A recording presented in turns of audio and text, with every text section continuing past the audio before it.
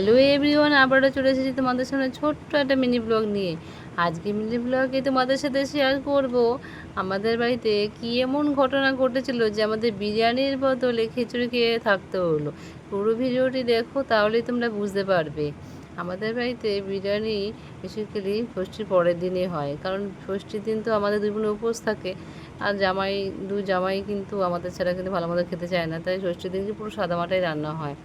ষষ্ঠীর পরের দিন একটু ভালো মন্দ রান্না হয়। ভালো মন্দ মানেই হলো আমাদের বিরিয়ানি, কারণ বাচ্চারা তো বিরিয়ানি খেতে খুবই ভালোবাসে।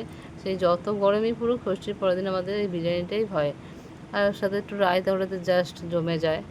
আর এই ভিডিও করার চক্করে আমাদের কিন্তু অবস্থা কাহিল হয়ে গেছে।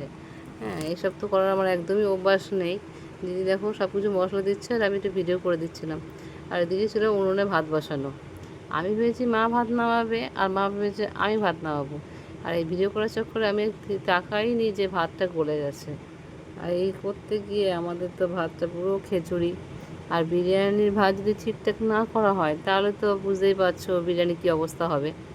যাই হোক, দিদি তো পাক্কা সেফ রাঁধুনি যাকে বলা হয়, ওর দ্বারাই সম্ভব। ওই গলা ভাতটাকে কীভাবে ঝরঝরে করলো, সেটা যদি তোমাদের সাথে শেয়ার করতাম তোমরা পুরো অবাক হয়ে যেতে।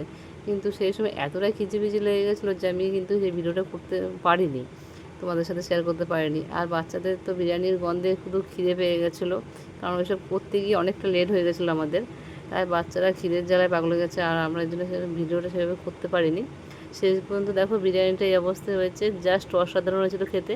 তার সাথে ছিল চিকেন কষা, রায়তা, স্যালাড, মিষ্টি দই আর মিষ্টি। এটা পুরোপুরি সাজানোর জন্য দিয়েছিলাম। আমার সাজানোটা কেমন হয়েছে সবাই কমেন্টে জানিয়ে বন্ধুরা। Bye bye.